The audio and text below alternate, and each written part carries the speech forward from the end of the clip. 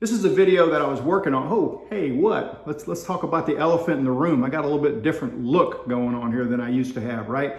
I'm being treated for leukemia. I'll give you an update on that at the end of the video if you want to stick around for that. This is a video that I filmed several months before I went in the hospital, and it's about building a stand for a Milwaukee PortaBand. So this is like building a fixture for something. You got to find touch points and areas that will lock in. And it's just got to use your imagination a little bit, especially when you're using scrap material. Now today, in this video, you'll see me using just scrap aluminum that I had laying around, some 1/2 inch and some 1/4 inch wall angle. It's all aluminum. And I decided to go ahead and see if I could do it using 115 volt power.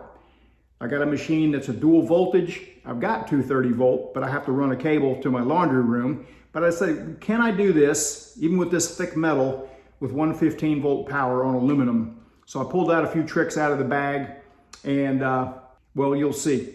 This is 1/2 inch thick plate to 1/4 inch wall angle. It's going to take a lot less amperage with me putting it out right on the edge like this. And there's something else I'm going to do. I'll show you in a minute. Again, I'm plugged into 115 volt 20 amp circuit. This machine shows 148 amps max on AC. I'm going to go about 50 to 60 hertz on the frequency to get more out of the machine. I'm going to set my AC balance to what's the equivalent of probably about 25 to 30% cleaning. I'm going to get a light preheat. These are some pieces that are just scrap. I had about 10 or 15 of them that a machinist scrapped out. Some of the holes were drilled wrong or something like that. It should work well for the base of this stand, but I am going to preheat it up to a little over 200 degrees. Because I'm placing the weld about 1/8 of an inch off the edge, that's going to allow me to run a tiny bead on that edge, and that'll help preheat the piece also. So that's what I'm going to do.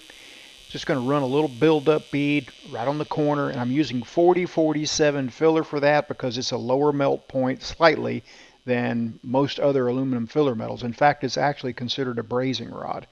So it melts at about 100 or 200 degrees less than most other aluminum fillers. So it requires just a little bit less amperage to melt. By the time I get done running this edge bead, the piece ought to be up 250 or 300. So this bead is to put some low melting filler down and also to preheat the part. And for that reason, I'm turning around, making a U-turn and going the other way and adding just a little bit more filler and a little bit more heat to the part. Main purpose of this bead is really to preheat.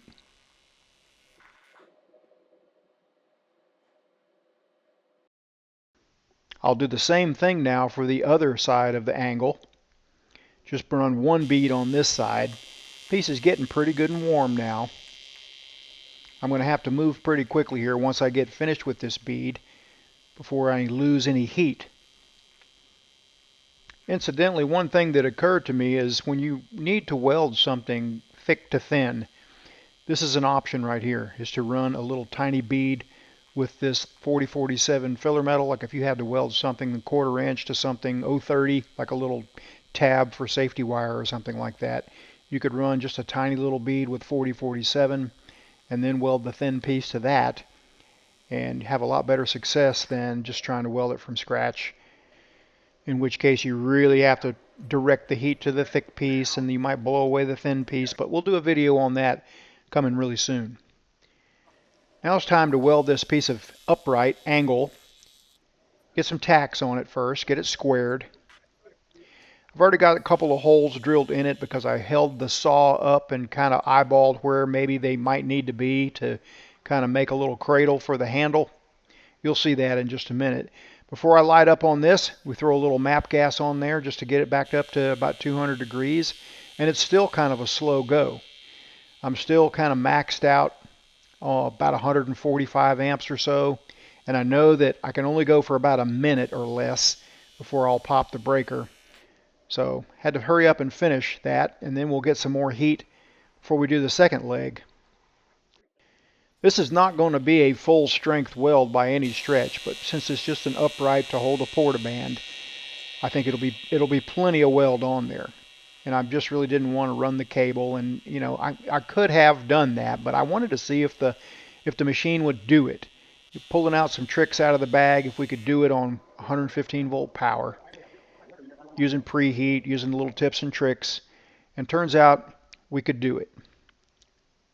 Not great, not the best work I've ever done, but good enough. So now it's time to trim that upright off a little bit, trim the excess off. Get a little deburring action going on there. And then the two holes that I drilled previously, I'm running bolts through those, and I'm putting a bolt on in a lock washer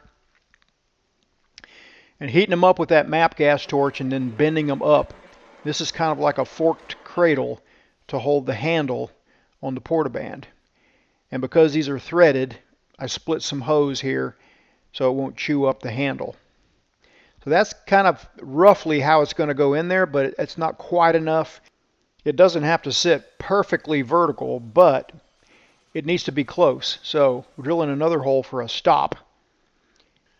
And because it's a bolt running through there, it's adjustable. So we messed around with it a little bit and got it to where it sets in there pretty plumb, just like that.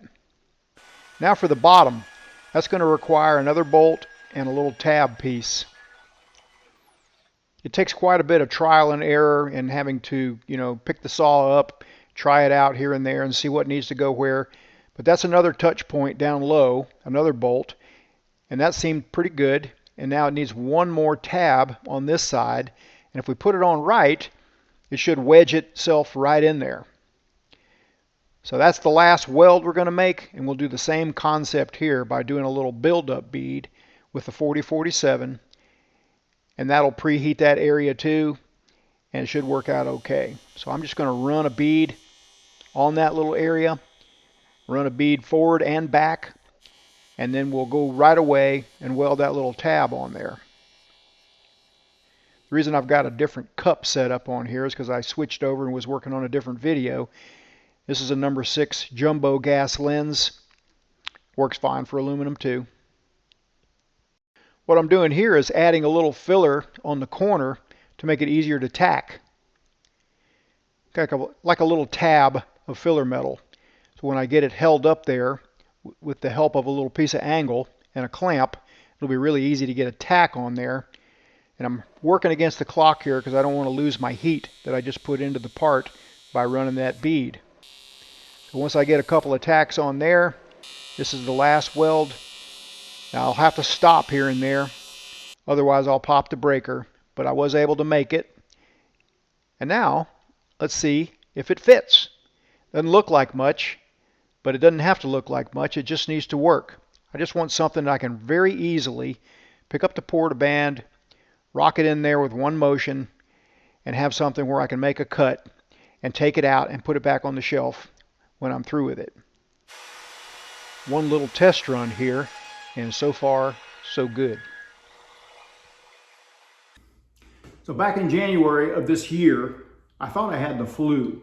Everybody seemed to have some kind of bug, and I thought I just thought I got it, and I think I did actually, because I got better from that around the middle of January, and then I kind of got worse, and then I started just kind of getting weaker and weaker, and losing stamina, to the point that I finally just had to have my wife call an ambulance. I didn't think I could make it to the car, and so when I went to the ER that day, my hemoglobin was in the 3s. I was having trouble breathing. And it was just bad. It was just bad. So they got me stabilized, and that's when I got the diagnosis, leukemia. And, no one wants that. I certainly didn't ask for it. I didn't expect it. Man, I take good care of myself, I think. I mean, I exercise all the time. I eat good food, but leukemia. And so that's what I had to work with. And so I got admitted right away to Emory. And then just in a few days started the first round of chemo. And then the plan was to follow that course until a bone marrow transplant. That's the best route. The doctor at Emory overheard me and my family talking about our plans to move to St. Augustine. So he said, hey, I'd be glad to refer you guys to my colleague at Mayo at Jacksonville. And they got an excellent facility there, excellent teams. And you can do your care there and move on with your life. And so we did that. So I'm in St. Augustine now. This is a new detached garage here where I'll set up a little small studio area. And I'm following my treatments at Mayo, and it's working out great so far. So I've got another round of chemo coming up in just a few days. I'm looking at a bone marrow transplant within about a couple of months, I think. It's a whole process of them finding a match and things like that. And so that's the goal, is to get this thing in the rearview mirror, and that's the least chance of it recurring if I get a bone marrow transplant. Apparently my bone marrow wasn't working. So anyway, that's my health update.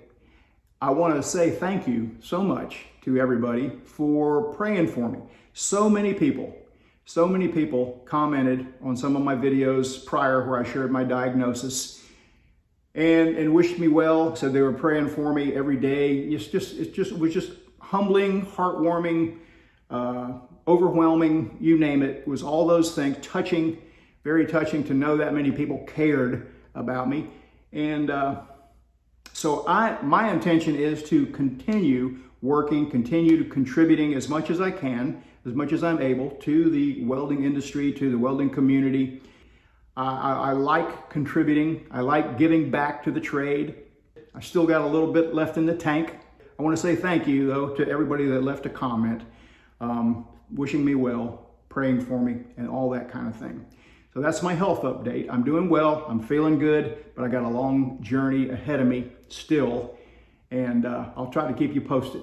Thanks for watching. I hope you enjoyed this video, and I hope you'll stick around for the next one. God bless you.